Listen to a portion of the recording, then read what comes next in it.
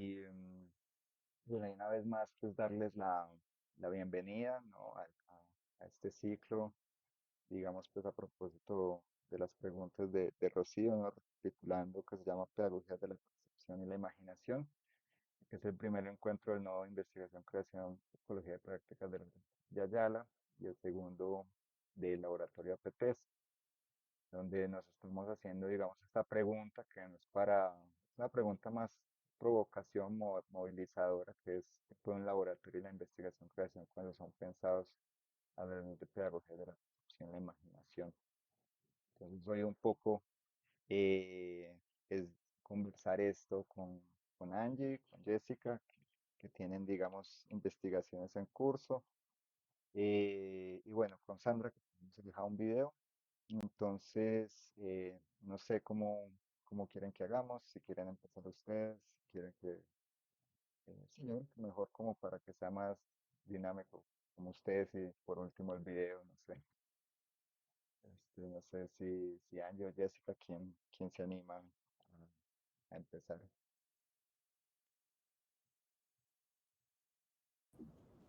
Hola, Hola, como quieren, no sé, quería saludar. Bueno, igual yo me animo, yo pensaría que primero el video para ir calentando motores, así que se nos quite el pánico escénico. vale, A lo vale. mejor, Entonces voy a bueno, compartir el video de Sandra y así ustedes van eh, aclimatando. Sí, aclimatando esto, está muy bien. gracias. Sí, acá está bien. Bueno, entonces voy a compartir el video. Bueno, muy buenas tardes para todos, espero que se encuentren muy bien. De antemano agradezco mucho la escucha a través de este medio, un poco indiferido, asincrónico para mi situación, pero bueno, los encuentros de la red han coincidido con ya una agenda preestablecida de mi formación postgradual que ha sido ineludible, entonces me ha tocado de una otra forma seguirlos de manera sincrónica, verme las grabaciones, pero bueno, muy agradecida y encantada de estar en este espacio. Bueno, el día de hoy vengo a contar un poquito mi experiencia con las pedagogías de la percepción y la imaginación, a partir pues de mi acercamiento a las mismas, las cuales se dan en un muy agradable y fortuito seminario que tuve con Sebastián, mi asesor de tesis, Sebastián Wiedemann, que también me invitó a ser parte de la red, y es el curso de ética y estética, en el cual nos acercamos un poco a las pedagogías de la percepción y de la diferencia. Bueno, a partir de mi búsqueda, de la búsqueda de mi tesis, quisimos tensionar, friccionar, como lo dice el título de la misma, provisional, que también a la luz de los laboratorios se ha modificado y se seguirá modificando seguramente, esa relación escuela y ciudadanía, que es tan simbiótica de una u otra manera, porque la escuela ha estado al servicio de la construcción de ciudadanía, y hacerlo con la triada cine o imagen audiovisual a partir del laboratorio de coaprendizaje y co-creación. Audiovisual cinematográfico es un ir y venir que se ha dado durante los mismos laboratorios y la elaboración pues, de la misma propuesta de tesis. Yo quisiera iniciar leyendo una frase de Vivian Sid, que de una u otra manera ha marcado y ha tratado de dar respuesta también a esta misma pregunta que hace la red, y es que puede un laboratorio de investigación y creación cuando son pensados a la luz de la pedagogía, la percepción y la imaginación. Vivian Sid dice: la pedagogía se aleja así de la idea de un orden de transmisión, de un saber hacer o un saber ser, y se acerca a un enredo que produce realidad en la que sujetos e instituciones en una relación con esta multiplicidad de actores no humanos reconfiguran y tensionan sus inscripciones en el mundo, rediseñando el mundo mismo. Una pedagogía que trabaja con barrios de saberes y afectos sin que los modos de existencia que allí se configuran puedan ser ordenados en un fundamento, o por un fundamento de clase, de género, de futuro o de Dios que los normatiza. trayecto errático, una pedagogía del dispositivo estaría más guiada por las intensidades de creación que por cúmulo de saberes, los movimientos que hacen los seres mismos en sus formas de estar juntos y que los colocan en espacios y tiempos comunes son anteriores a los saberes. Bien, sí, 2022, página 29. A partir de esta frase, entonces, empieza el movimiento maestra, el devenir maestra, y es como desmontar ese instruccionismo y ese transmisionismo que ha rondado a la escuela, sobre todo a la escuela básica, y que de una u otra forma ha sido artífice de la reproducción de mundos binarios o discriminatorios o impositivos de realidades donde se deja además por fuera el cuerpo y la experiencia misma y se empieza a privilegiar la razón y esta como única forma de acceder al conocimiento.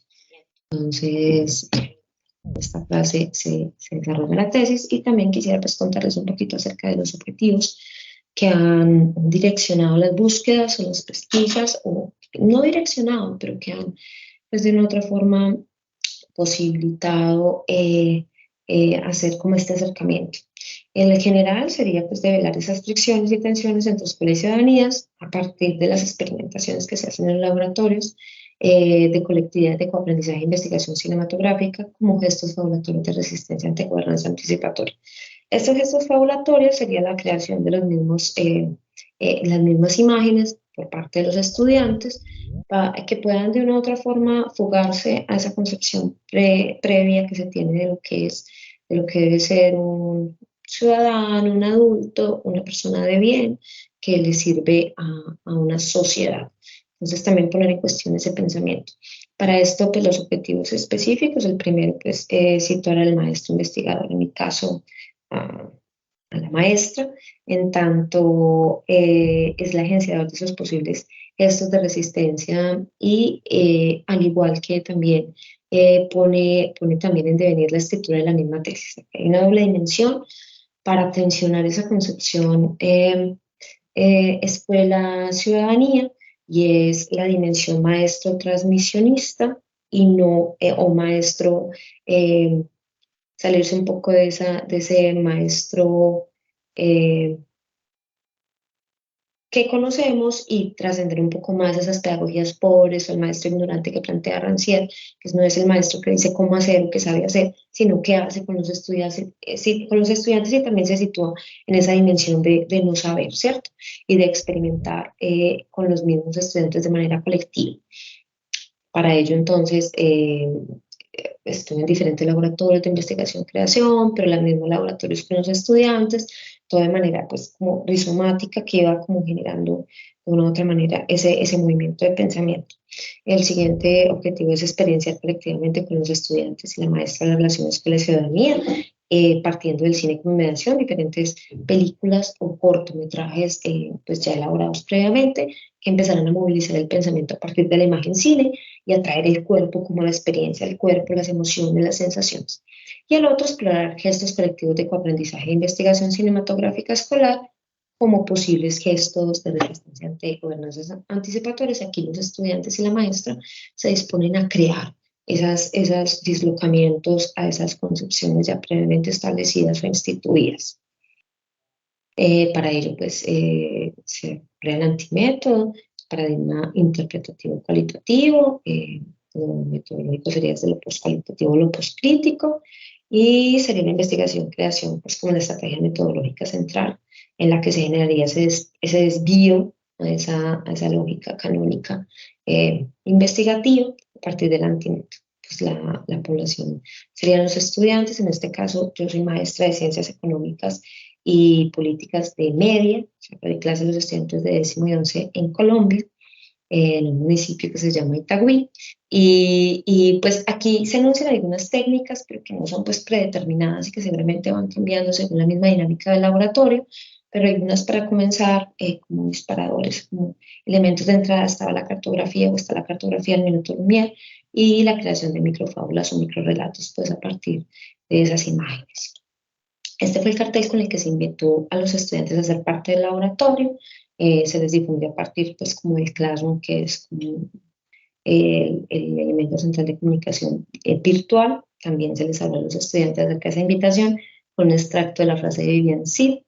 Y pues se les proponía inicialmente ese primer encuentro los viernes, porque en esa dimensión instituida de la escuela, la mayoría de los estudiantes de media, los de 10º y 11, tienen media técnica y la tienen en la tarde. El único día que menos estudiantes están en media técnica es el viernes. Y la misma dinámica escolar, pues entonces lograba que fuera después de las clases de la mañana.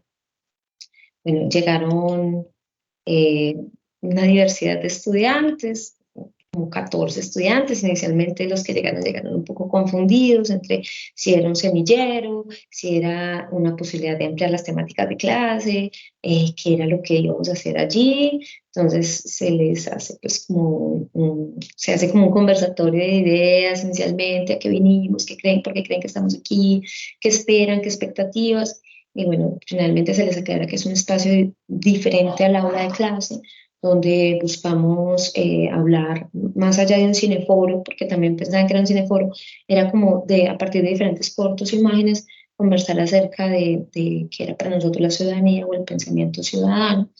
Y, y bueno, entonces ellos empiezan a acercarse de una manera diferente al grupo, ya también sabiendo que no era indispensable asistir a todas las sesiones, sino que era una asistencia libre, que no había nota, no había tareas. Nos costó mucho encontrar un espacio, ¿cierto? En la misma disposición escolar y académica o en la disposición instituida de la escuela. Entonces estuvimos en aulas de clase, estuvimos en el aula de audiovisuales, en el aula de audiovisuales que no está tan dotada, y finalmente nos quedamos en el laboratorio de física, que era donde en las tardes no había clase de los estudiantes de media, tampoco tenían clase los niños de primaria, y allí podíamos estar con, pues por lo menos con video, bien y sonido, que era con lo que no contaban las otras aulas. Siempre como entre 14 y 8 estudiantes, muy fluctuante este número, algunos llegaban después, algunos que nunca habían ido por invitación, otros por curiosidad, algunos se ausentaban 2 o 3 sesiones y volvían. Creamos un grupo en WhatsApp, también creamos un correo en el que se podían empezar a enviar los dispositivos que nos planteáramos de manera colectiva, y siempre diciéndoles a ellos que queríamos o conversando acerca de la autoría y diciendo pues, que era muy importante esa creación colectiva y desmontar un poco esa idea que a mí los estudiantes les cuesta mucho y incluso a nosotros los maestros, porque siempre tratamos como de rotular, como siempre para ellos es muy importante quién lo hizo mejor que el otro o que se note que lo hizo. Entonces tratando también como de cambiar esa percepción, ¿no? De transgredir esa idea de lo individual o de la autoría. Bueno, el primer dispositivo que creamos, para ellos inicialmente habíamos propuesto como un video, ellos después dijeron, no, profe, empecemos con la imagen, con la fotografía, porque el video, entonces también como las mismas prevenciones que produce la escuela acerca de hacerlo bien o mal, o fallar, o equivocarse, y estas imágenes fueron creadas como a partir de la idea de vigilancia y control. Entonces todos tomamos diferentes fotos, llegaron al correo de manera anónima y se proyectaron de manera anónima, salvo, claro, donde se incluye el rostro. También a los estudiantes de una u otra manera pues les cuesta un poco como tener ciertos mínimos, y entender pues que la flexibilidad tampoco es anarquía, pero bueno, estamos ahí como en ese ampliar esos límites y en ese ir y venir de las producciones, y a partir de las imágenes entonces se realizó la conversación. Inicialmente una conversación muy desde lo crítico, porque pues la educación también está muy direccionada, sobre todo en las ciencias sociales, a eso. Entonces, como la relación con el Estado, la relación con el espacio.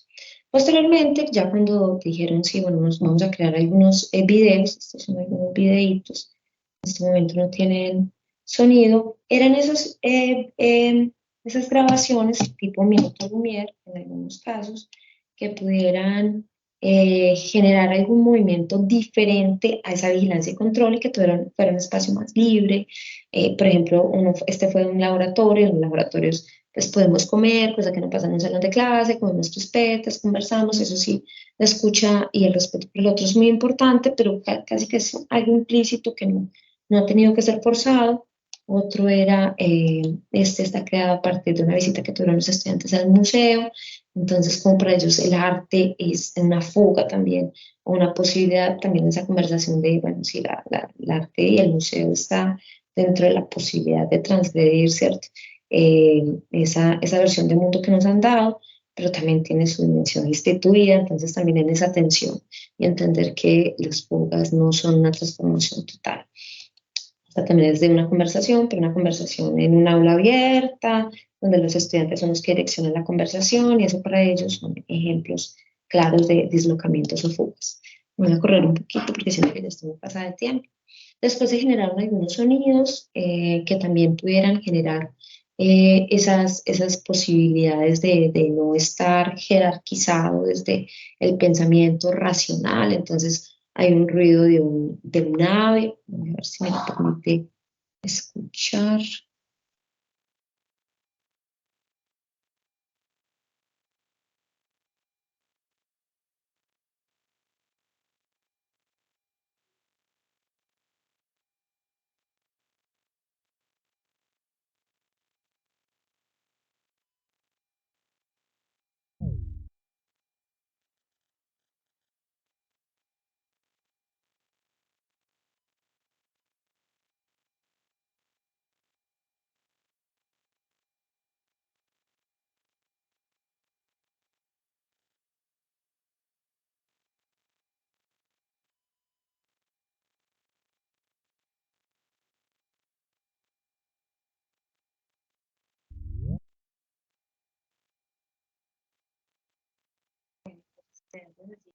Algunos sonidos creados propios, otros ustedes como de posibles.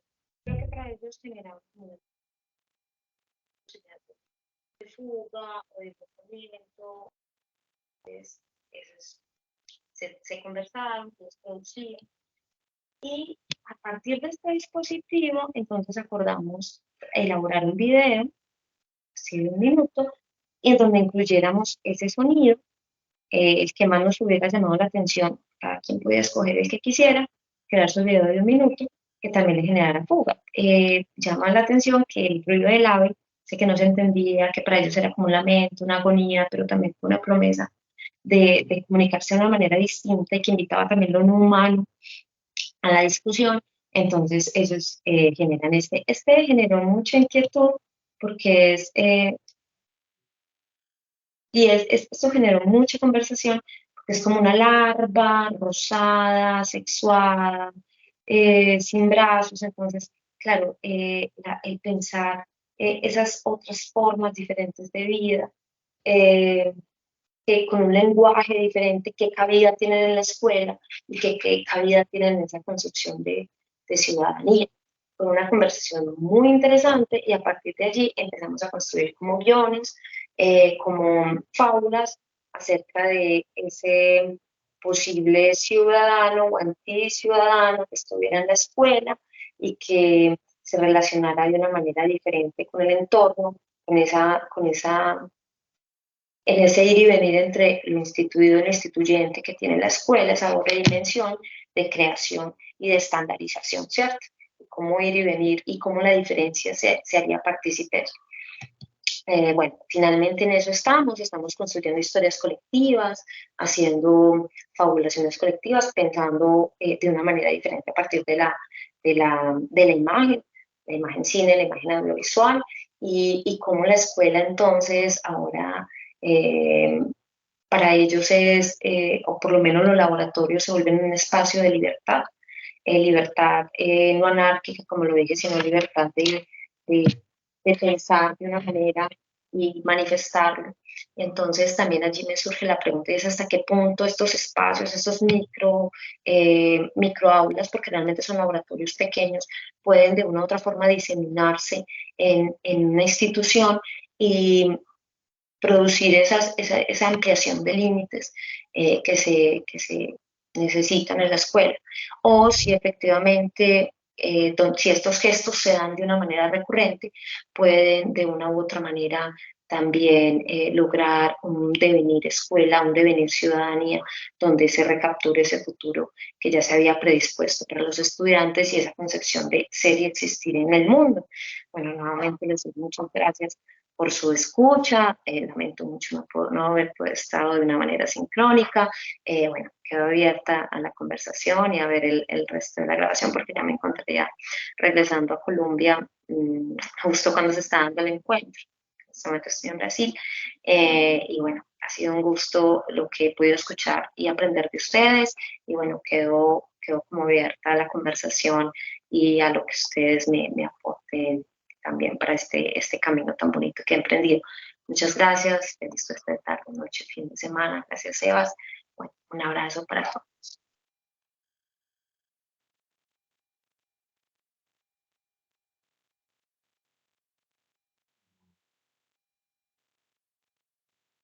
Segundo, acá dejo de compartir. Bueno, creo que corrió bastante bien, ¿no? La grabación. Eh, Nada, digamos, un poco extraño, ¿no? Con la grabación, pero digo, un poco como para alentar después la discusión, a raíz pues de conocer bastante bien, justo en condición pues de director de su doctorado. Yo traería, y que creo que fueron cosas que ya vienen resonando desde el inicio del ciclo, que es la cuestión de la co-creación y sobre todo pues algo que ayer que Jessica estuvo y Rocío también, Vivi también, digamos, es la cuestión de la tensión con la institución, ¿no? Digamos, una cosa que creo que es muy interesante es que a veces la academia admite que uno tensione el mundo exterior, pero que cuando uno viene a hacer, digamos, no, la tesis, ahí no me tensioné las reglas del juego, ¿no? Entonces, digamos, ese pliegue como frontal, de hecho, es uno de los lugares más interesantes que estamos intentando elaborar con Sandra, que es llegar y decir, bueno, o sea, en realidad tú padeces del mismo padecimiento de tus alumnos, ¿no? O sea, si ellos están sometidos a la institución escuela, tú estás sometida a la institución doctoral, ¿y qué hacemos con eso, no? Que digamos, creo que una de las tensiones es llegar y decir, bueno, sí, experimenta en la escuela, pero a la hora de venir a escribirme la tesis, no, me la escribes como habitualmente, ¿no? Entonces, bueno, traer ese desafío y que creo que también, como decía Sandra, la cuestión del miedo al error es muy latente, ¿no? En la escuela, ¿no? No, yo no sé dibujar, yo no sé filmar, yo no sé, en la premura de que todo sea, digamos, cumple con cierto estándar. Entonces creo que ayer también Jenny trajo una cuestión muy, muy interesante sobre qué sería una pedagogía del fracaso en términos formativos. Pero bueno, eso para como intentar darle un cuerpo a la grabación. Entonces no sé si Angie o Jessica también, quizás por las resonancias de lo que se escuchó de Sandra, quiera seguir. Bueno, puedo seguir. Sí, ¿te parece bien, Jessica? Sí, de acuerdo. Sí. Sí, muy interesante la investigación de Sandra. Ojalá luego nos veamos por acá con ella como para conversar un poco más. A ver, voy a compartir aquí pantalla.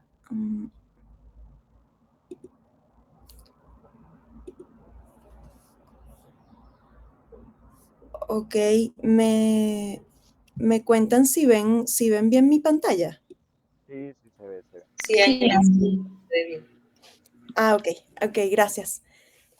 Bueno, gracias, ¿no? Estoy de verdad contenta de estar acá. He aprendido mucho de los encuentros anteriores y me alegra venir a compartirles un poco sobre mi proceso de investigación, sobre las tecnoestéticas del GIF. Cuando hablo de GIFs me refiero a estas animaciones digitales cortas en loop automático, como estas que ven en pantalla, que están girando y parpadeando, ¿no? Y quiero empezar por quiero hacer esto como una historia. Quiero empezar por contar las experiencias y las intuiciones detonantes de mi proyecto. Yo hace 5 años, cuando todavía vivía en mi país, en Venezuela, trabajé en una librería que funcionaba como un pequeño centro cultural y organizaba junto a un equipo las actividades que sucedían allí adentro.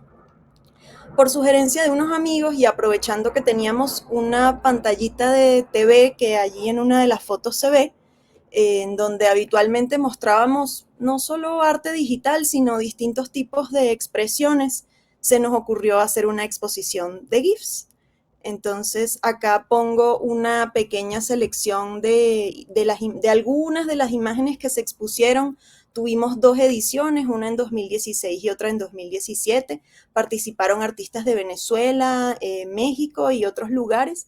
Y bueno, durante las exposiciones de GIFs hicimos como varias actividades, como activaciones, diría yo, talleres, conversaciones sobre el trabajo de estos artistas, sobre el nexo entre la imagen y sus formatos, sus soportes, sus archivos digitales y cómo se podían combinar otras expresiones como la fotografía o el graffiti o el collage manual o digital o incluso las posibilidades de la intervención digital de la imagen y cómo todas estas cosas de alguna manera tienen cabida en los GIFs y cómo eso nos habla de un formato con posibilidades múltiples.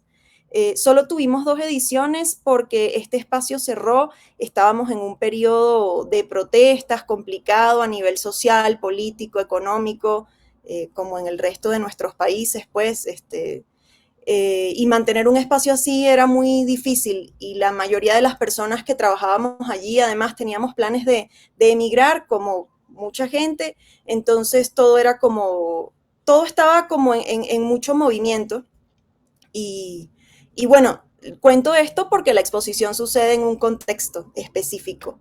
Ese año, el 2017, cuando tuvimos la última exposición, estuvo caracterizado entre muchas cosas por la velocidad de las transformaciones económicas y de la devaluación de la moneda. Entonces, todo el mundo hablaba de esto, ¿no? Y acá pongo capturas de pantalla no solamente por el hecho simple, bueno, no simple, pero sí por el hecho de que el dinero pues lo tiraban a la basura porque incluso los billetes más altos ya no servían para pagar nada por la devaluación tan acelerada, sino porque en ese entonces también resultaba muy extraña las lecturas externas o algunas de ellas, ¿no? Como esos titulares de El país donde encontrarás, como si fuese un atractivo turístico que llegas a un país y encuentras dinero en la basura. Entonces, bueno, ese era el contexto y eso era lo que estaba sucediendo mientras ocurrían estas exposiciones y estas experiencias artísticas y de trabajo.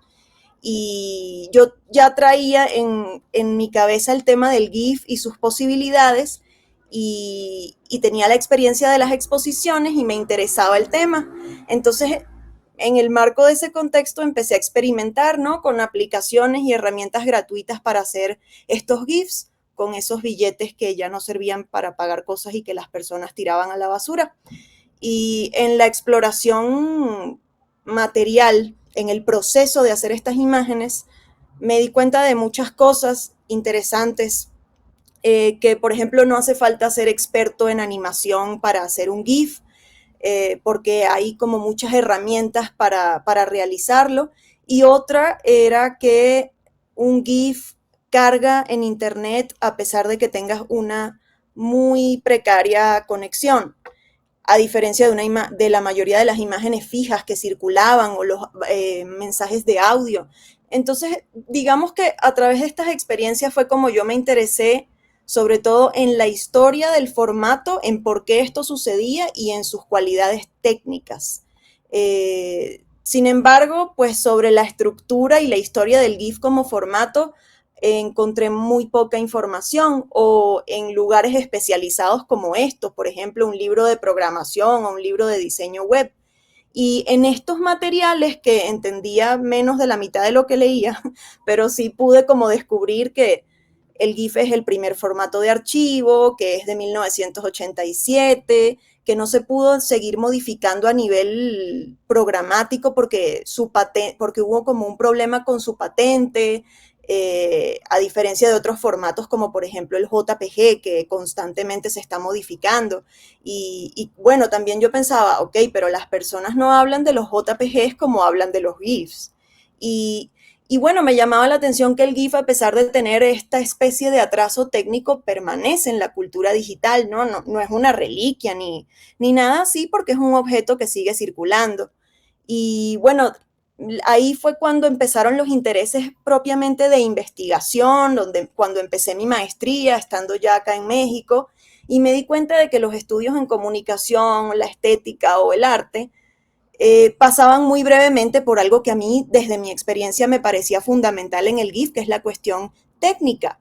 Y por eso me apoyé en la filosofía de Simondon, entre otros autores, y en esta cuestión de las tecnoestéticas del objeto y sus múltiples capas, ¿no? Tomar este abordaje teórico fue lo que a mí me permitió profundizar en esas intuiciones que les cuento. Y bueno, pensar que de alguna manera el GIF se sale de esa lógica de la novedad tecnológica, pero que aún así permanece en estas experiencias, y en ese sentido sus posibilidades las podemos pensar como abiertas a reexplorarse. Y el tipo de exploración que a mí me interesa poner a prueba es justamente la exploración desde la creatividad con el GIF. Entonces, este mecanismo simple en apariencia consiste en que un formato aloja distintas capas o distintos frames en un solo archivo y permite que se autorreproduzcan en un loop infinito. Y esto se relaciona con la historia de la imagen en movimiento. Esto es anterior a Internet, podríamos decir, y bueno, no sé, pensando en esos juguetes ópticos o llamados juguetes ópticos, en los flipbooks, en mecanismos de nuestro cuerpo, en la gestualidad, en el vuelo de un colibrí, en muchas cosas, ¿no? Y que podemos ver acá en esta repetición automática y esta estética. Y otra cosa que me parecía interesante es que esta estética del GIF de alguna manera te permite descubrir que detrás de ese movimiento hay un mecanismo, ¿no? No es una lógica inmersiva, digamos, sino lo contrario, como que te revela la tecnicidad que hay en esto. Y bueno, así llego a preguntarme entonces por las posibilidades tecnoestéticas del GIF y cómo pueden explorarse a través de una experiencia pedagógica y creativa, y esa es la fase en la que me encuentro ahora. He estado ofreciendo y compartiendo este taller de pensamiento y creación de GIFs en distintas escuelas en México, como el Centro de Cultura Digital o la Casa del Lago, y las personas que participan, pues comparto algo muy parecido a lo que les estoy compartiendo ahora, ¿no? Y es esta cuestión de hacer GIFs con herramientas sencillas y accesibles y generar un diálogo, y también que que en este proceso se puedan implicar los intereses y las áreas de todas las personas que participan. Generalmente utilizamos aplicaciones de teléfono o Stop Motion Studio, plataformas como Photopea que son abiertas, que, bueno, en la medida de posible usar plataformas que no sean tan extractivas con el tema de los datos. Esto no siempre se cumple, ¿no? Pero bueno, estas son algunas imágenes de los talleres, y también quiero compartir con ustedes algunos ejercicios y comentarios de personas que han participado, como por ejemplo Aurora, que en su proyecto está trabajando la memoria desde lo cotidiano e intentando reflejar cosas que no salen en los libros de historia que ella leyó. Y bueno, capturando como estas experiencias desde su complejidad, ¿no? Por ejemplo, ella acá con esta imagen nos contó que que incluyó la cuestión de las plantas y las texturas y el collage, porque quería evocar un poco como la atmósfera de ese momento en el que ella sale de su casa y escucha sobre sobre la venta del pan. O Sofía, que hizo una representación visual con dibujos de distintas tradiciones de Venezuela, como los locos y locaínas o los diablos de Naiguatá, y trabajó de manera muy mixta, con dibujo, con video. También acá pues un ejercicio que me pareció muy interesante y una participación que fue la de Fabiana, porque ella se dedica al dibujo, ¿no? Es artista y a través de este diálogo entre el dibujo y el GIF, ella nos compartía que en su proceso también hay mucha repetición y que, por ejemplo, acá, pues ella podía interpretar muchas veces la misma cafetera y que nunca iba a quedar igual. Entonces aquí el GIF funcionó como un medio fundamental para expresar algo de su proceso artístico.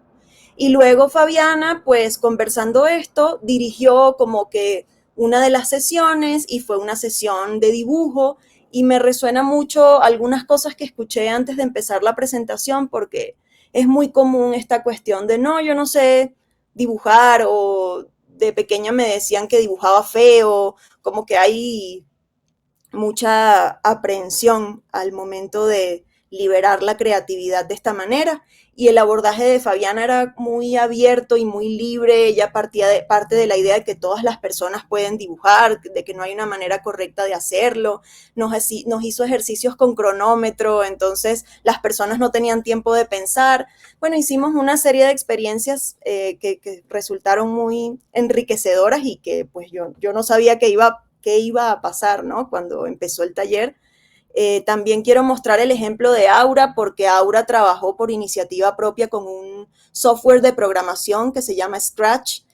Hizo sus dibujos a mano, los digitalizó y luego a través de este software de programación hizo como por capas estas animaciones y tú pues vino y nos dio una clase sobre cómo se usa este programa del que solamente ella tenía conocimiento. Entonces, bueno, eso es lo que les comparto hoy. Quizás, no sé, se los conté como una historia y algunas cosas parecerían desarticuladas porque hablé de mi vida, de mi trabajo, de mi migración, del arte, del GIF, de los billetes de Venezuela, etcétera, pero el hilo acá son los GIF, es el GIF y es lo que me permite de alguna manera seguir explorando esta idea de que un objeto y sus explicaciones no están cerradas, ni se define únicamente por la manera en que se ha usado, ni por lo que existe en la literatura académica o periodística, porque está abierto a su redescubrimiento y de eso trata mi proceso. Bueno, muchas gracias por escucharme. Aquí dejo de compartir. Sí, no, yo creo que está genial, Angie, sobre todo pensando estas múltiples capas. Ay, tu micrófono está cerrado, Sebastián. Perdón, perdón, sí. No, te estaba diciendo que muchas gracias, que está genial y que, nada, que estas múltiples capas, ¿no? A propósito de las capas que tú traes, de lo que puede un laboratorio y muy bello esto último bueno, así como es una tecnología abierta, también el espacio de coaprendizaje está abierto y no es que tú detengas poder, sino que de repente, ¿no? Una chica de 14 años les da una clase, ¿no? Entonces, nada, eso me parece que, y después discutiremos porque me quedo pensando mucho el tema, a propósito que ayer se habló como digamos de otras cosmologías, de de qué puede esa circularidad de la narrativa, ¿no? O sea, es que estamos acostumbrados a lo lineal, qué puede esa circularidad, pero bueno, lo dejo ahí en el tintero para que ahora lo discutamos. Entonces, no sé, Jessica, si quieres eh, seguir. Sí, bueno, yo preparé un texto para no extenderse porque luego suelo ser un poco dispersa. Voy a presentar mi pantalla. ¿Ya se ve? Sí. Sí, bueno. Y también, bueno, lo que voy a compartir es el proceso, un poco del proceso de investigación en el que me encuentro ahora, también de Si investigación. quieres darle pantalla completa como para que lo veamos más grande, Jessica. Ok, muy bien. ¿Así? Ay, Sí. pero luego ya no veo el documento. Ajá, A ok. ver, Cuéntame. es que tengo el documento acá atrás. A ver, ¿cómo le hago para crecerlo? ¿Puedo crecerlo así? ¿Sí? Sí, Es, sí, así está bien. Sí, tranquila. Ahí. es que no, como no tengo impresora, no, o mi impresora no sirve más bien, tuve que hacerlo así. Entonces, Bueno, ¿sí se ve ya más grande? Sí, está mejor. Ok. Bueno, me dedico a las artes audiovisuales y he tenido la oportunidad de participar en proyectos donde hay traslapes y cruces de medios, y casi siempre he sido como realizadora y editora. Actualmente trabajo en una investigación en donde Sebastián es uno de mis tutores, son dos, Sebastián es uno de ellos, y compartiré aquí un poco de lo que ha sido este viaje de investigación. ¿Qué había al principio? Una pregunta sobre el montaje en el cine expandido, que difusamente entendía como las obras donde la articulación de contenidos audiovisuales ya no solamente ocurre al interior de una pantalla, sino que la desborda y habita el mundo físico. Veía que ahí, además de imágenes y sonidos, también se combinaban presencias y situaciones del espacio y del tiempo real que supondrían un montaje desbordado, ¿no? Al contrario de lo que yo llamaba montaje contenido, ¿no? Que quedaba como circunscrito a la pantalla. En este montaje desbordado, el receptor se convierte en montador, en creador e incluso en parte de la obra que experimenta. Este tipo de experiencias inmersivas hacen que de la obra un acontecimiento abierto que se parece mucho a la propia vida. Me interesaba saber en qué consistía ese salirse del soporte y qué pasaba con la imagen y con nosotros una vez que nos encontrábamos en un tiempo y un espacio común. ¿Cómo funcionaba ese montaje desbordado? ¿De qué está hecho y por qué se comporta como lo hace? ¿Cómo es el tiempo, el movimiento, el ritmo que se vive ahí? El protocolo inicial era muy abrumador, una retahíla de formulaciones académicas más o menos articuladas, donde se proponía hacer un análisis fenomenológico del montaje emergente a la experiencia aprensivo-evocativa del receptor, así se llamaba, plagado de preguntas, algunas derivadas de prejuicios teóricos más que de un problema, pero otras eran auténticas, se arremolinaban escondidas entre los recuerdos de experiencias que ahora comenzaban a asomarse. Venían de diferentes lugares. Por ejemplo, yo antes bailaba y aunque dejé la danza hace muchos años, me di cuenta de que su huella comenzó a aparecer con preguntas que se esbozaban desde el propio cuerpo. Y no es algo privativo, lo he escuchado de otras personas, ¿no? Que la danza se instala en el cuerpo como una disposición, como una conciencia somática peculiar que se despierta ante fenómenos performativos. Tal es el caso del montaje desbordado. El horizonte teórico se ha ido problematizando en este trayecto. Y aunque a veces me pregunto si no solamente desplazamos una epistemología por otra cuando creemos pensar de manera auténtica, también creo que más o menos inadvertidamente vamos abrazando los sentires que mejor resuenan con nuestro espíritu, incorporando algunas cosas y poniendo en cuestión otras. Eso también ha ido pasando. Intentar dejar fuera las concepciones preexistentes para escuchar lo que tenía que decir la propia experiencia. Esa fue la sugerencia de mis tutores, aliados en este camino, lo cual agradezco muchísimo porque en la academia es difícil encontrar, ¿no?, aliados y tenemos la fortuna de contar con Sebastián, ya vi también Angie y yo, ¿no? Bueno, así la intuición fue tomando el lugar del método y con ella se impuso el vértigo. Los últimos meses han sido de enfermedad y temblor.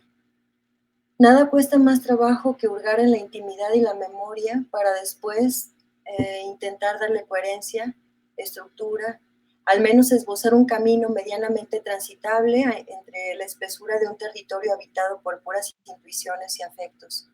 Seguramente será necesario ir aproximándolo a algo que se parezca a una tesis doctoral. En fin, llegamos como podemos, ¿no? Esto una vez también me lo dijo Sebastián y me es muy presente, ¿no? Llegamos como podemos. Solo diré que lo que comenzó siendo un viaje académico se ha convertido en una búsqueda de algo mucho más personal y más hondo.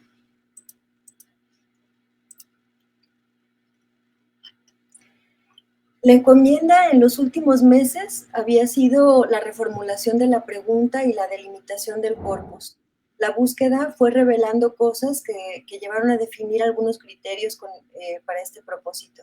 Fueron, por ejemplo, estos 3 criterios: intimidad y memoria, piezas que se desprenden de procesos colaborativos y cine que prescinde de la pantalla y desborda en el mundo. Pero el corpus resultante aún era disperso y heterodoxo. Sobre todo, faltaba algo en las obras que las acercara a lo que estaba sugiriendo la intuición. Solo algunas de ellas respondían a su pregunta embrionaria, y las que lo hacían no eran precisamente cinemáticas, o eran películas de un montaje ese que llamé contenido, es decir, no eran obras de un cine que sale de sí, ¿no? Como llama también Boullot a estas experiencias de el cine desbordándose, ¿no? O la imagen desbordándose. Aunque ya comenzaba a atisbarse que el desbordamiento era convocado por los afectos y que la memoria se situaba entre lo íntimo y lo social. Era necesario acotar el corpus y profundizar en la pregunta que estaba guiando la investigación. Se imponía la necesidad de volver al origen, de abandonar la abstracción y experimentar con la imagen y su desbordamiento. Ir al territorio. Sebastián me sugirió situar el pensamiento en medio de las cosas, realizar un ejercicio autoetnográfico, a partir de la experimentación con alguna obra audiovisual expandida. Convertirme, pues, yo misma en el caso situado para encontrar el epicentro de la cuestión. ¿Cuál podría ser el fondo del montaje desbordado? ¿Y qué obras podrían ser atraídas por ese epicentro?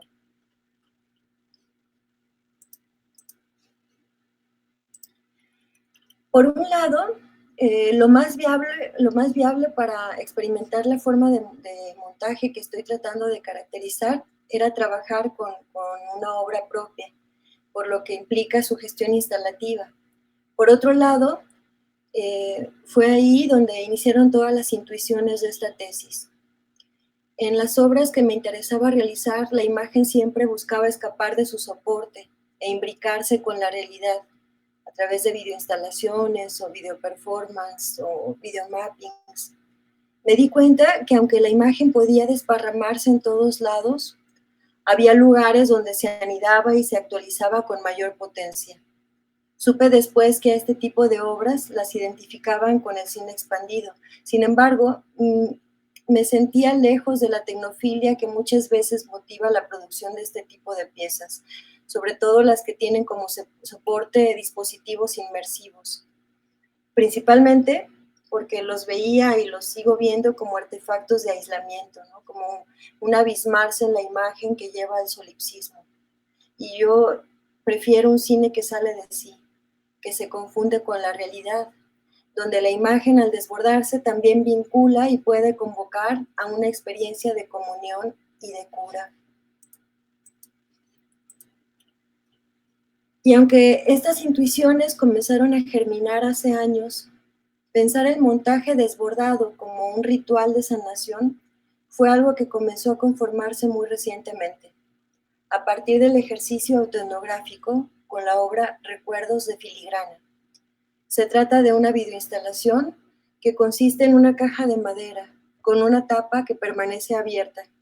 La superficie de la caja es de 50 por 40 centímetros. En su interior hay una caja un poco más pequeña, reticulada, de tal manera que resultan 12 pequeñas cajas en donde incide la proyección simultánea de 12 secuencias audiovisuales, entre las que no existe una articulación unívoca, por lo que el receptor es quien realiza el montaje de los fragmentos durante la recepción. La narrativa es abierta. En ella se relata un viaje emprendido por una familia conformada por un abuelo, una joven madre y su hijo pequeño. Comenzó siendo un documental del último año con mi papá, cuando atravesábamos el duelo por la muerte de mi madre y él enfermó de una melancolía profunda que fue llenando la casa. Todos nos contagiamos de esa tristeza, de esa tiricia, como llaman los nahuas a la enfermedad del alma. Algunas imágenes salieron una década después para alojarse en esa caja de madera, Esa caja de madera en realidad era una caja donde mi papá guardaba piedras de colores con las que jugábamos mi hermana menor y yo cuando lo visitábamos en el taller. Para nosotras era una caja de dulces.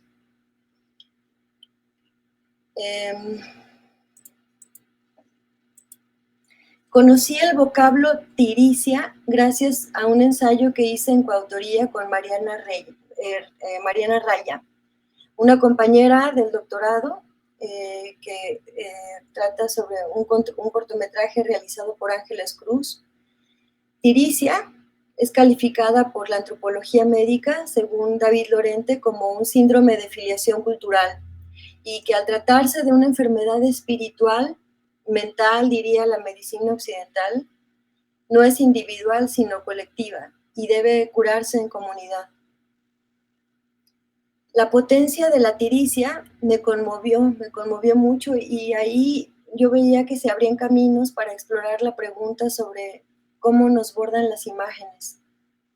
Para no caer en un gesto de apropiación cultural, yo veo, y también por sugerencia de Sebastián, de mis tutores, es necesario entablar una conversación con la antropología. Asimismo, mantener abierto el diálogo epistemológico con otros saberes para ir delimitando conceptos y categorías problemáticas que piden ser miradas desde una perspectiva vitalista, ¿no? Fuera de estas prenociones o preconceptos o los conceptos que tenemos acumulados que tienen que ver con la división entre sujeto y objeto. Desde esta perspectiva vitalista, esa dualidad no existe. Y bueno, es necesario ir encontrando esa epistemología, irla construyendo. También ha comenzado a destacarse en este momento, bueno, ya a partir de este año, como epicentro la categoría transversal de la noción vitalista y somática del ritmo, como modo de fluir, dado que en ella se hilvanan todas las demás categorías también relativas al montaje, ¿no? Que tienen que ver con el movimiento, con el tiempo, por lo que ha acompañado la indagación teórica con la práctica de danza butó. En el butó se actualizan imágenes, se aprenden los ritmos y se intuyen los flujos que suscitan. Ahí también he podido experimentar la virtualidad de los intersticios, la potencia entre las imágenes, habitar los intervalos, que es una noción fundamental en el montaje. Todas las formas de relación, intersecciones, solapamientos se juegan ahí. Por eso la danza butó es para mí una herramienta metodológica. La experiencia del montaje desbordado comenzó a actualizarse como una suerte de ritual de sanación. En los desbordamientos de las imágenes y sus intervalos acontecía un despertar de los afectos necesarios para entender lo que era imposible entender por otras vías. El montaje desbordado, además de ser el fenómeno dinámico, estructural, en donde convergen simultaneidades espaciotemporales que se ordenan de manera dinámica y abierta en la experiencia performática de la recepción, que es como se presentaba al inicio de la investigación, comenzó a invocar dimensiones terapéuticas, a situarse en la liminalidad del cine y las prácticas de cuidado de la vida. Este esquema lo construí y todavía me hace falta trabajar en él o digamos que abismarme en sus contenidos para ir encontrando qué significan todas estas categorías que han ido surgiendo, ¿no? A la hora de pensar o de este pensamiento situado que ha significado este ejercicio autoetnográfico. Lo que propongo es investigar cómo opera el arte como una vía posible de sanación, desde un cine que desborda la pantalla y penetra el mundo, ya no como un cine espectáculo, sino como un cine que sale de sí y que, ante la tiricia, a través del montaje desbordado, busca hacer nacer la imagen cuidados. La imagen cuidados no sana mecánicamente. Esa idea correspondería a un pensamiento mágico. La imagen cuidados nos dispone a entretejernos con nosotros, a atisbar posibilidades ahí donde no había sino clausura y fatalidad. La imagen cuidados, tejida en comunidad, desde el montaje desbordado, abre vías para proyectar utopías y comenzar a transitarlas. Es apenas el comienzo de un camino que requiere trabajo y compromiso. Sus actos se sustentan en el amor, que no se trata de un sentimiento, sino de una dimensión de los afectos que se manifiesta como apertura. En la imagen Cuidados que comienzan a nacer están tejidos quienes participan del montaje desbordado, presentes físicamente en el ritual de vinculación o que son convocados a través de la memoria y la imaginación. Ha llevado tiempo encontrar el corpus del análisis. Me pregunto si la imagen Cuidados que emerge del montaje desbordado puede existir en el registro de una pieza audiovisual expandida, si realmente existe fuera de la experiencia pura y actual que la hace nacer en comunidad. Porque la imagen Cuidados no es algo ajeno o que existe aparte de la vinculación y del entretejerse de los cuerpos que intiman entre sí y entre las imágenes que aparecen como posibilidad, entre los intervalos abiertos por el montaje desbordado, que nacen de lo invisible entre imágenes, donde se traslapan dinámicos los afectos compartidos. Su lugar natural no son las galerías ni las salas de cine, no es un cine espectáculo. Se parece más al documental que a la ficción. Sospecho que su lugar natural está en los hospitales, en los refugios de migrantes, en las cárceles, en los psiquiátricos, donde las víctimas y los victimarios hablan acompañados de comisiones de la verdad. La imagen Cuidados no está en un registro, puede estarlo, pero no como pasado, sino como dispositivo de sanación. Esa imagen nace, es actual, adopta formas diversas, particulares, a veces está en un sitio determinado, un soporte, una superficie, a veces en la imaginación, pero siempre es concreta. Aunque sus lindes sean evanescentes, en realidad no tiene fronteras. Su acción no es mecánica, ni siquiera causal. No cura de inmediato. Se comporta como promesa, como invitación. Abre posibilidades que pueden realizarse a través de pequeños rituales de vinculación, de intimidad y de afirmación de la vida. Cada uno conoce cuáles son esos rituales, pero siempre están en la vida cotidiana y se encarnan en prácticas de escucha y de cuidado. En esos rituales aparecen otros cuerpos, aunque a veces no están ahí físicamente, pero sí su presencia metida en los afectos. La imagen Cuidados va adquiriendo materialidad a través de las acciones que se siembran en lo cotidiano, que forman parte de un ritual mayor, que es el montaje desbordado, mismo que no concluye en la recepción de la obra porque su vocación no es meramente estética, sino también ética. En el montaje desbordado, que se hace desde la intimidad de lo comunitario, aparecen nuevas imágenes, reales y virtuales, materiales e imaginarias. Con ellas se van recuperando los ritmos vitales, antes obturados por la tiricia, comienzan a fluir y a encontrar nuevos cauces.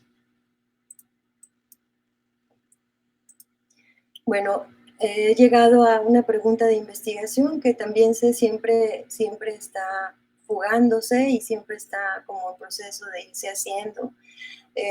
Como ocurre también con el montaje desbordado, ¿no? Que es un montar y desmontar, y sería algo así. La pregunta es ahora, cuando la imagen se vulnera, ¿cómo puede el montaje desbordado de un cine que sale de sí ayudar a la cura colectiva del alma? Y bueno, dentro de la estructura de la tesis, que ya comienza a tener forma, los laboratorios son, digamos que muy importantes, ¿no? Estoy trabajando en la metodología ya de uno de ellos que todavía no se implementa, pero es un laboratorio de creación colaborativa. Y bueno, voy a leer algo brevemente que tiene que ver con eso, con este taller.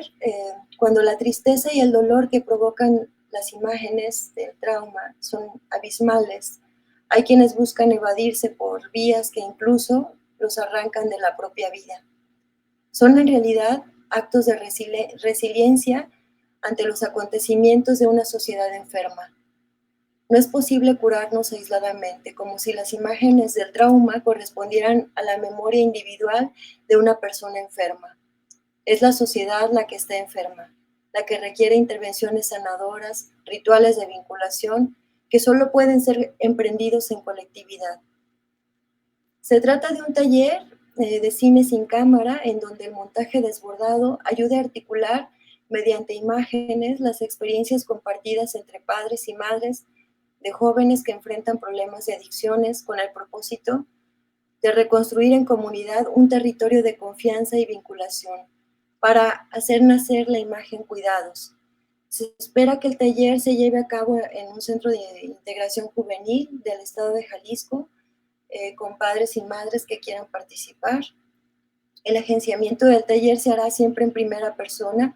No se trata de arte terapia, sino de un entretejer experiencias que permitan abrir posibilidades de sanación desde el arte. A partir de las experiencias compartidas se convocará a la memoria y a los afectos, se buscará que los encuentros ocurran siempre desde una perspectiva afirmativa, en donde prime la gratitud, el perdón y la compasión. Voy a dejar de compartir. Es todo, muchas gracias. Bueno, te agradezco muchísimo, Jessica. Creo que ha sido muy estimulante. Yo como habitualmente, no más que para alentar la conversa, he tomado como algunas notas, que nada, que las voy a decir sumeramente como para que empecemos a conversar. Digamos, creo que existe la cuestión de la creación, del tensionar la institución, ¿no? O sea, cómo este montaje desbordado sale de la institución, ¿no? Del arte, del cine, ¿no? Cómo, digamos, también el trabajo de Angie, ¿no? También desde una dimensión muy vital de la experiencia, ¿no? También circula, ¿no? Por otros espacios. A mí me parece fundamental, y todo esto como potenciales características o condiciones, ¿no? De un laboratorio de la investigación-creación, es el lugar de la no experticia, ¿no? O sea, digamos, mi necesidad no tuviese que ser experto para preguntarse por locura, ¿no? Y esa potencia, pues, como, en fin, ¿no? Hay un pedagogo, no recuerdo si es holandés o belga, es de apellido Melechán, si no estoy mal, que habla de una pedagogía pobre, ¿no? Y creo que es muy interesante, ese pobre como algo incompleto, pero como esa incompletud es pura potencia. Lo que ya había dicho de esta circularidad del GIF particularmente y cómo pensar esas narrativas circulares o espiraladas, ¿no? Si se quiere. Y sobre todo yo creo que aparece una dimensión muy fuerte de qué es efectivamente dejarse afectar más allá de un plan, ¿no? O sea, como tú, Angie, traías un trabajo en una librería, atraviesa un doctorado, atraviesa una serie de prácticas, una ecología de prácticas, y que son, como dice Jessica, toda una serie de desbordamientos, ¿no? O sea, pareciese que esa, esa pregunta, desde una perspectiva vitalista inevitablemente llama desbordamiento, ¿no? O sea, cómo digamos el billete de la basura se desborda, ¿no? En acto de creación, ¿no? Eso es algo muy bello. Y cómo digamos ese dejarse afectar, pues es un poco un gesto de dar pasaje a lo que pide pasaje, ¿no? O sea, ahí hay una potencia latente, ¿no? En esos billetes que piden pasaje y que quizás el GIF da lugar a ese pasaje, cómo ese montaje desbordado da pasaje a algo, ¿no? Que atraviesa, como ha dicho Jessica, su proceso de subjetivación, pero que se abre a una colectividad. Y justo, o sea, ¿cuál es la eficacia de esas afectaciones? Pero yo creo que algo que me parece que en todas estas dimensiones de creación se hace muy fuerte es ese cuerpo a cuerpo, ¿no? Y a mí me gustó mucho, Jessica, cuando hablaste del Butó como una propia metodología, ¿no? Y que yo creo que, digo, yo también he hecho Butó y que creo que en realidad dispone el cuerpo de una manera, ¿no? Tú decías, ¿no? Una vez que la danza entra en uno, no vuelve a salir, por más que uno no dance de manera oficial, ¿no? Pero abre otras disposiciones en el cuerpo y yo creo que para pensar diferentemente, pues se necesitan otras disposiciones en el cuerpo, ¿no? Entonces, me encanta esa idea de la danza Buto como metodología y que tiene que ver con eso, con que también solo se puede situar el pensamiento desde el cuerpo, ¿no? Entonces, y esta insistencia de la experiencia, ¿no? De la experiencia y sobre todo de cómo abrir nuevos ritmos, ¿no? Porque yo creo que las tres, incluyendo pues la grabación de Sandra, o sea, cómo abrir nuevos ritmos en la existencia, ¿no? En esa alianza de pensar con el cine, de pensar con el GIF, ¿no? Porque en última instancia, creo que tú, Angie, dijiste que fue como muy disperso, pero yo lo sentí como muy orgánico, ¿no? Y es eso, o sea, tipo, abrir nuevos ritmos en la vida cuando, digo, yo en algún momento viví en Argentina y se sentía en el cuerpo el estrés de que un billete ya no valía lo que vale, ¿no? Digo, eso era, digamos, como que uno entraba en un shock cuando uno pensaba que podía ir al supermercado y comprar X cosas con algo, ya no podía. Y creo que también hay ahí abrir un otro ritmo en toda una teoría del valor, ¿no?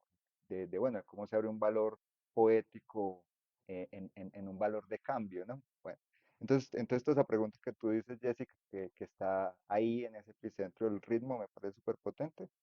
Y bueno, y cuando hablabas del amor me hacías pensar mucho en Bell Hooks, ¿no? Que ya tiene un libro muy bonito sobre el amor.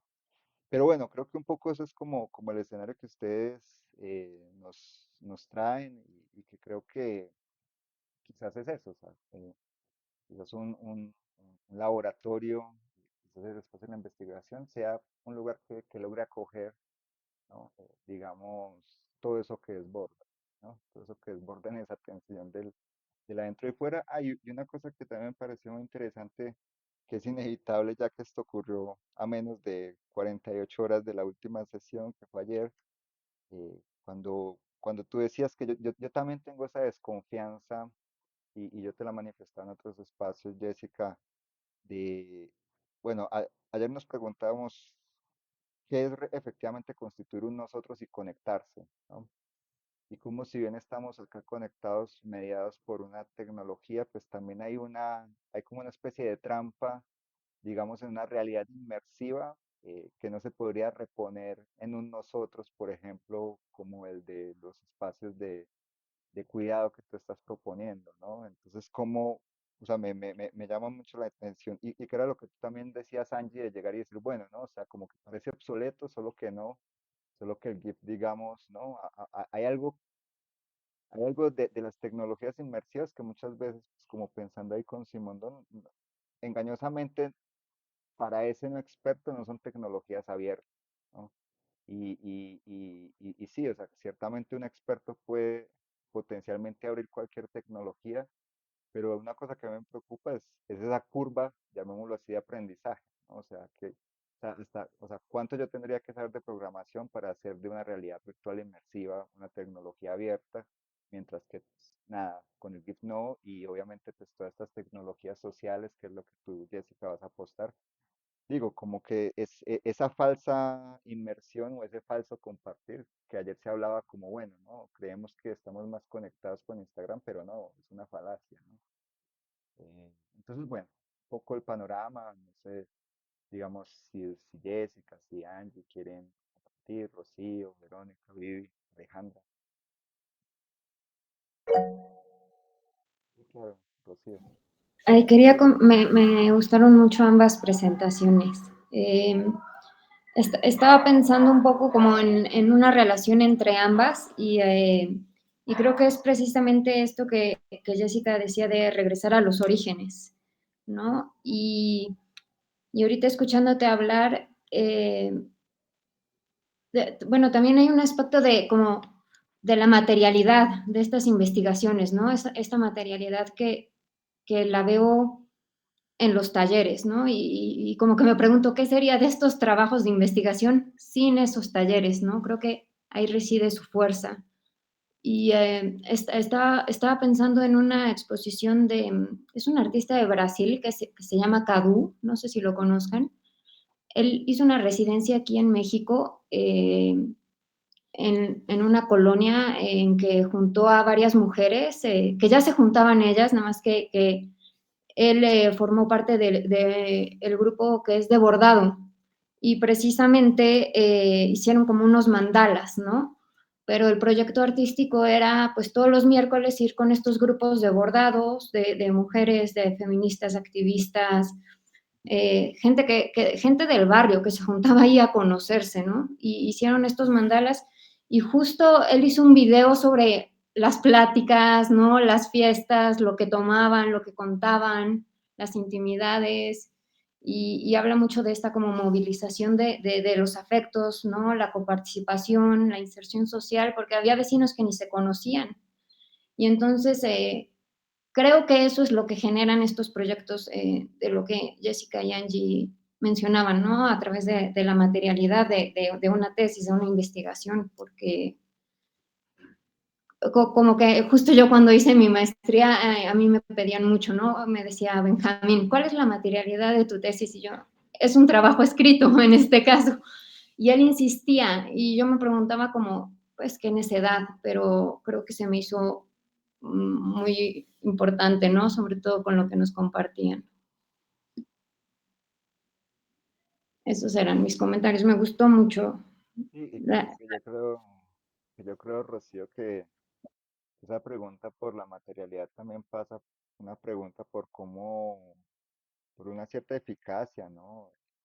En la propia vida, ¿no? O sea, como llegar y decir, bueno, es esa materialidad que nos afecta la que también nos va transformando, ¿no? Y es también como preguntarse, insisto, por esa eficacia de llegar y decir, bueno, ¿qué hago con una dimensión económica que parece abstracta, solo que no lo es, solo que afecta a los cuerpos? ¿No? Ayer Adrián decía, bueno, hay un sexto continente, ¿no? Que genera cáncer, genera cosas concretas, ¿no? Entonces digo, los billetes también pueden generar cosas muy concretas más allá de comprar cosas. Y digo, y cómo llegar y creo que también hay como una fatiga, ¿no? Que se habló como en los primeros encuentros del ciclo, que es ante, digamos, esa exacerbación de abstracciones de la institución, del instituido, como decía Sandra en su grabación, y de llegar y decir, bueno, sí, está genial, no sé, poder ir a un museo, ver una instalación maravillosa, pero bueno, ¿y eso cómo afecta a alguien realmente? Más allá de una especie de goce estético evanesciente, ¿no? Y creo que es un poco lo que trae Jessica, ¿no? O sea, cómo la materialidad de las imágenes puede, digo, no entrar en un ejercicio mesiánico de salvación, pero hacer algo, ¿no? Operar relaciones, digamos, un poco más concretas. sí, pues justo el concepto de imagen cuidado, ¿no? Me encantó. Creo que por ahí va. Sí, allí, Sobre eso que están hablando de la materialidad, a mí me parece muy interesante. O sea, ahora escuchándote hablar eh, de lo de los billetes y lo de la materialidad, pensé que también, bueno, en nuestra frontera, entre Venezuela y Colombia, es donde más se ven las artesanías, así les llaman, artesanías hechas con bolívares. Y de hecho conozco mucha gente, sobre todo turistas que he conocido en México, personas así que recorren el mundo, que siempre que pasan por allí hablan de eso y que incluso han comprado estas llamadas artesanías y son bolsos y cosas como incluso tejidas, pero son hechas con los bolívares y sobre todo en la región de Cúcuta es muy común encontrarlo. Y al final yo me pongo a pensar, ¿no? Eso pues tiene que ver con los límites, con la materialidad, los límites y las fronteras, y que el trabajo de Jessica a mí me llama mucho, me convoca mucho el que hables del soporte, porque el tema del desbordamiento también implica reconocer los límites. O sea, desbordar implica reconocer que hay un límite y que hay un soporte, ¿no? Para desbordarlo hay que mirarlo. Entonces, es como lo que contiene lo simbólico y cómo lo simbólico se puede movilizar cuando hacemos estas aperturas. Y también me convocó mucho el que hablabas de que la obra propia, no, creo, no sé si escuché bien, tú corrígeme si no es así, pero que la obra propia generó intuiciones. Entonces yo me pregunto, bueno, no sé qué programa de estudios estás, pero en mi caso, que sucedió algo parecido y que pues esta experimentación con todo esto que yo les conté de los billetes y de lo que en mi caso generó mis intuiciones del GIF, eso no integra mi tesis doctoral. Es lo que está en mi tesis doctoral es el tema de los talleres, la investigación, creación, sí, como método, la tecnoestética, pero yo en un principio, hace algunos años, cuando estaba con la maestría, intenté como integrar esta parte de la obra propia y bueno, está esta cuestión de que no, pero pues no es un programa de artes, o sea, ¿qué vas a hacer? ¿Analizar tu propia obra? ¿Qué es eso? Entonces, como que eso no continuó y el tema de la exploración creativa y las posibilidades del GIF desde lo creativo, entonces lo encontré en el tema de los talleres. Entonces, también me da curiosidad saber cómo, cómo integras en tu investigación las intuiciones que genera tu propia experimentación artística, porque no sé si coincidirían en que esa parte es un poco difícil de integrar de manera formal como muchas veces se nos piden y me parece que eso tiene que ver con la materialidad porque a veces como que hay mucha petición de reconocimiento de la materialidad, pero a la hora de la verdad pareciera no tener cabida, entonces es como una paradoja y me parece que es un punto de conversación interesante también. Como, Bueno, sí. solo para decir así un bocadillo, claro, dame materialidad, dame experiencia, dame comunidad, dame alteridad, pero transfórmamelo todo en retórica, ¿no? Sí, y no, no solamente, yo creo que hubiera sido difícil encontrar el desbordamiento que realmente me estaba inquietando desde el principio de los tiempos, ¿no? Si no hubiera sido por este ejercicio que sugirió Sebastián, ¿no? Que volver al origen, y volver al origen significaba la pregunta que me llevó a plantear en principio que quería, o sea, estaba todavía muy difusa y si miro atrás, el montaje desbordado, lo que iba pensando sobre el montaje desbordado tenía que ver con los desbordamientos, digamos, estructurales, ¿no? O sea, como, sí, que lo que también sin duda es interesante, pero que no era realmente lo que me estaba convocando de los desbordamientos, ¿no? Ciertamente hay un tiempo, un movimiento, espacio, el espacio, hay una implicación del receptor, del contexto, que también se pueden revisar, ¿no? A nivel estructural. Pero fue hasta poder, y es que era necesario, no, si yo hubiera querido trabajar realmente la experiencia del montaje desbordado, porque es un análisis del fenómeno, ¿no? Lo que implica el tener ese montaje desbordado que no está ahí, no está contenido digamos que en el soporte, sino que es el receptor el que está montando con su acción corporal, ¿no?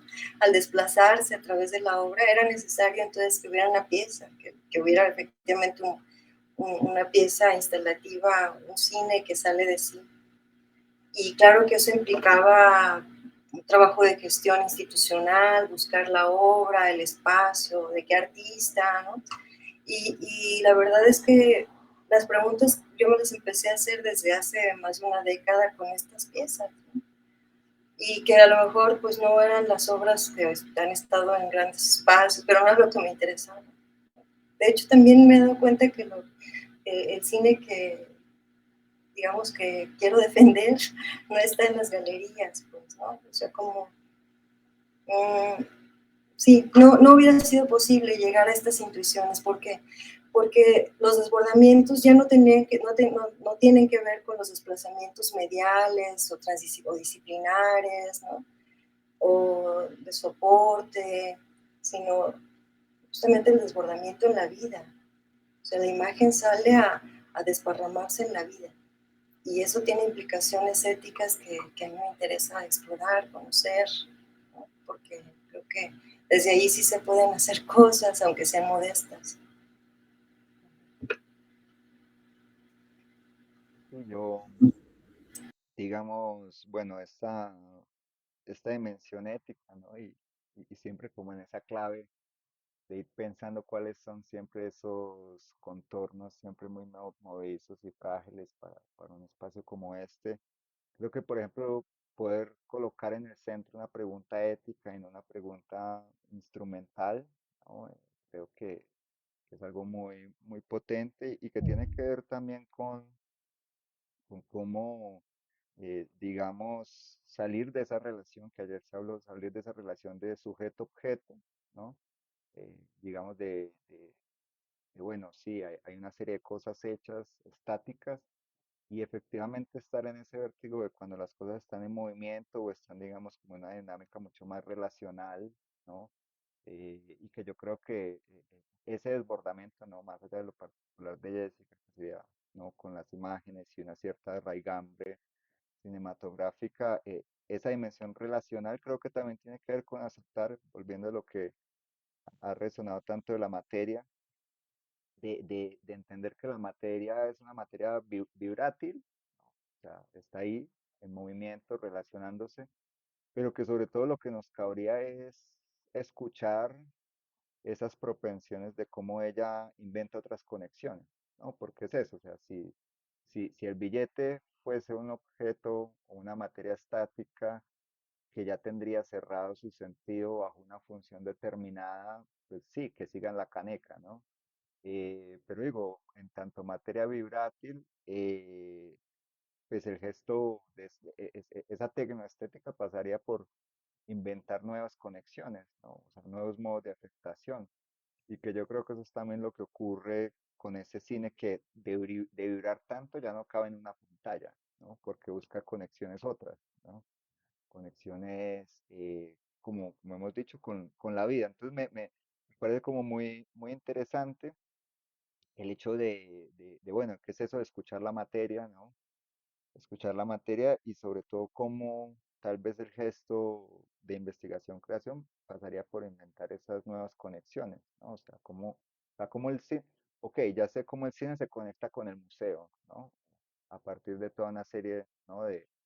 de presupuestos institucionales, retóricos, teóricos, ¿no? O sea, ya sé cómo el cine se conecta con un festival, con un espectador dentro de un espacio oscuro, pero bueno, ¿qué pasa cuando yo digo que el cine se conecta con la vida en esa coyuntura, con algo muy puntual que lo utiliza, ¿no? O sea, es como poner a la materia a que tenga, y por eso digo como pensante, ¿no? Una materia pensante porque, digamos, para mí el pensamiento es la invención de relaciones que antes no existían, ¿no? Entonces, nada, quería como subrayar eso. No sé si, dale, Sí, Jessica. sí, también pienso sobre las preguntas que nos hacemos cuando nos interesa investigarse. ¿Por qué hacer un doctorado? Por ejemplo, yo me preguntaba, ¿para qué? Y había razones que son inconfesables, ¿no? Como salir de la oficina, ya no ir a la oficina. Pero bueno, más allá de eso, también creía que era el espacio para así hacer investigación, investigar. Pero luego también desde la academia o estas estructuras tan formales parece que tienes que ceñirte a ciertas metodologías preestablecidas, todo lo preexistente, de tal forma, y por otro lado también hablan de cómo son líneas de generación y aplicación de conocimiento, pero cómo se puede generar conocimiento si no es a partir de la experiencia personalísima, pues, ¿no? Y no quiero decir que uno va a escribir ahí un anecdotario, que es luego también lo que yo hago mucho, pero sé que luego es volver a pulir, ¿no? Para encontrar las preguntas necesarias o que nos vinculan, que no hablan solo de mi propia experiencia. Pero creo que ahí también yo lo que descubrí con este proceso también estimulado, provocado por Sebastián, fue que te permite encontrar la pregunta, digamos, singular, la que te vuelve a ti el investigador que habla de eso, como cuando nos hablaba Sanji de los dibujos, ¿no? O sea, ¿quién no sabe dibujar? O sea, cada quien dibuja como sabe dibujar, ¿no? O sea, no hay una forma de dibujar correcta. Lo mismo de investigar, pues, y por eso es que, y lo mismo en la creación en general, por eso es que el plagio a mí me parece que es imposible, pues, ¿no? O sea, el plagio de verdad es imposible. Cuando cuando uno como que se echa un clavado hacia las cosas que realmente están moviéndose, lo que digo ahí de cómo la intuición se convirtió en el método, un poco también, y además, bueno, Berzoña habla de cómo la intuición sí es un método, ¿no? Igual pudiera justificarlo ante la academia, si quieren, como las autoridades, ¿no? Ya está autorizado el método, pero efectivamente se había convertido en un vértigo muy difícil de sobrellevar. Estos meses se habían convertido para mí en mucha enfermedad y mucho temblor, como lo digo ahí. Me viene a la cabeza una vulgaridad que me dijo una amiga con la que también pude hablar estos meses. Ella es chamana, bueno, se dedica a la práctica chamánica, es pulsadora del tambor, y con ella y con Luke, otro amigo que también es músico y es filósofo, tuvieron la oportunidad de ver la pieza esta de Recuerdos de Filigrana y otros amigos, porque a mí me interesaba ver cómo ocurría ahí el ritmo, ¿no? Y bueno, hablando sobre esto del espíritu, yo lo que le preguntaba qué era el espíritu a ambos, ¿no? que están muy cerca de estas nociones de lo espiritual. Y sobre la intuición, me decía, es que la intuición luego uno cree o dicen, la intuición es como la corazonada, me late, como si fuera una cosa ahí muy, muy cándida, muy, pues no, la intuición se siente pa'l culo, decía, y de verdad así sentía, o sea, fue de verdad que yo fui al hospital muchas veces, estos meses he estado en hospitales, y creo que sí pasa, pues no creo que sea privativo, ¿no? Quienes se meten a la investigación un doctorado, y no creo que nada más sea por las exigencias, o a lo mejor también puede ser por las exigencias de la academia. Me decía Luke también que a él tuvo también la fortuna de cuando hizo su doctorado, tuvo aliados, decía, pero era un pirata, decía, un pirata, un gusano de la manzana académica, ¿no? Porque también es difícil, pues, producir así, ¿no? Y qué bueno es contar con aliados, con aliadas dentro de la academia, que permiten investigación real. Esta es la investigación. Lo otro sería replicar lo que han dicho otros, pues, ¿y qué sentido tiene? Uno no está generando nada. Y no es nada más por generar y figurar, sino justamente por tender redes, porque a mí me emociona mucho cuando encontramos, digamos, consonancias, cuando es como sentir que uno está solo, solito, y cuando empiezan a emerger todas las voces que están ahí como ahí, como vibrando en lo mismo, es muy bonito, es muy bonito. Bueno, pues eso más quería decir. No, me parece que todo eso hace parte, ¿no? De pensar este espacio y creo que tiene que hacer parte cuando justamente en el epicentro se coloca la cuestión ética, porque digamos yo también lidio cotidianamente con que sí, la academia en una de sus múltiples fases se ha vuelto un lugar de sufrimiento psíquico, ¿no? eh, digamos, ya existe también un caudal, ¿no? Una montaña de papers que escriben sobre cómo la gente intenta suicidarse cuando hace un doctorado, cómo la gente tiene ataque de pánico, cómo toman ansiolíticos, cómo, en fin, está el tránsito clandestino digamos, medicamentos de TDA, cómo la gente se empieza a autodiagnosticar, ¿no? Que también es un movimiento muy, muy complejo. Entonces yo creo que sí, y también me parece muy interesante cuando dice Jessica que yo estoy de acuerdo que es imposible plagiar cuando efectivamente tienes el coraje de ir y buscar la pregunta que efectivamente te atraviesa, porque en ese punto para mí también llega y resulta como un poco maniqueo falso de, ay, haz una investigación innovadora, auténtica, porque creo que cuando efectivamente uno logra llegar a una pregunta que te atrae, esa pregunta es tan singular que no va a existir otro que se la haga igual, ¿no? Entonces digo, creo que eso es muy pertinente, tener ese coraje de llegar a esa pregunta que efectivamente nos atraviesa Y que justo una tesis de doctorado, de maestría, no es un proyecto de vida, pero sí que las preguntas atraviesen nuestra vida, ¿no?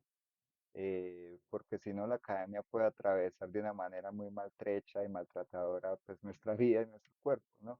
Entonces digo, como estas éticas de los atraviesamientos, ¿no? Ayer hablaba Jenny de los puentes y de los abismos, ¿no?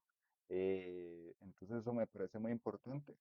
Y yo insisto mucho también en esa figura pues como de la escucha radical, porque creo que no es solo escuchar esa pregunta, esa cuestión, ese problema que nos atraviesa de manera vital e inexorable, sino lo que empieza a pedir el propio problema, ¿no? O sea, como de repente el problema pide, no sé, hacer del buto una metodología, ¿no? De repente el problema pide que hagas talleres, ¿no? Y no simplemente como llegar y decir, bueno, que era lo que se hablaba ayer, como de tener mucho cuidado con la buena conciencia, ¿no? Bueno, no, yo, Angie, tengo una conciencia social y quiero llevar el GIF a la comunidad. eh, no, de repente el propio GIF, ¿no? El propio billete te lo pidió, ¿no? Entonces, creo que también escuchar lo que pide el problema es fundamental porque, y sobre todo, ¿qué es eso? Es como esa tensión dentro afuera y que parecen como cosas impronunciables, pero qué bien que se puedan pronunciar, llegar y decir, sí, quiero hacer un doctorado porque quiero irme de la oficina, quiero irme de un país, y creo que todo eso es válido, ¿no? Que yo recuerdo que alguna vez me invitaron a dar una conferencia acá en Colombia, y la conferencia fue sobre uno de esos indecibles que no se pueden decir en la academia, que por lo menos acá en Colombia es la dimensión económica, ¿no? Entonces, bueno, te tienes que endeudar para hacer un doctorado, pero tu asesor dentro de clase, ¿no? Eso lo dejas afuera, ¿no? O sea, si tienes que trabajar más, ¿no? Para poder pagar el doctorado, no, hago oídos sordos y eso lo dejas afuera de la universidad, ¿no? Porque total tienes que acá estar en tu seminario de metodología, ¿no? Todos estos seminarios aburridos y tienes que entregar la tesis. Y yo llegué a decir, pues claro, o sea, no es lo mismo cómo vas a rendir, cómo vas a pensar teniendo una beca que teniendo que trabajar el doble, ¿no? O sea, tienes que trabajar 40 horas para mantenerte, además tienes que pagar, trabajar ¿no? Para pagar la deuda y además tienes que hacer el doctorado, no sé, en la noche, en la madrugada, en el fin de semana, ¿no?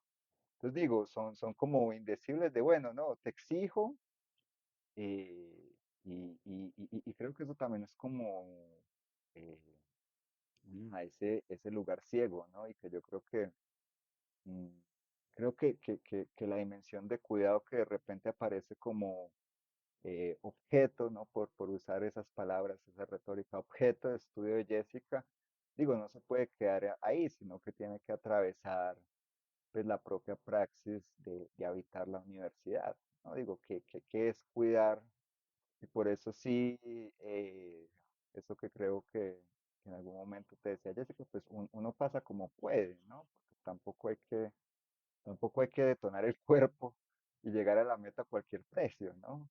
Entonces, eh, digo, y también un poco desmitificar el hecho de que, bueno, hacer un doctorado es como un vía crucis, ¿no? Una cosa súper cristiana y tienes que pasar, ¿no? Por la peripecia, ¿no? Entre el vía crucis de Semana Santa y la Odisea, ¿no?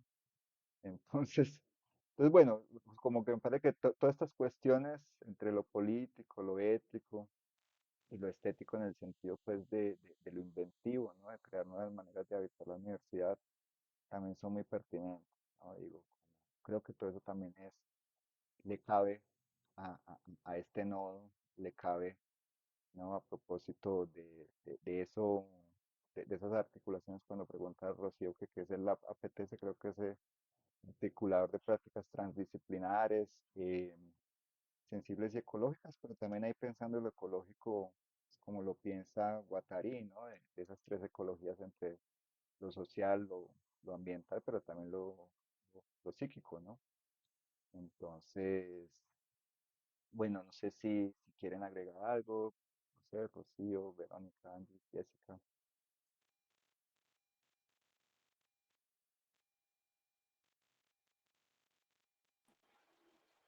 Ay, bueno, yo quería como darles las gracias por esta conversación, muy interesante.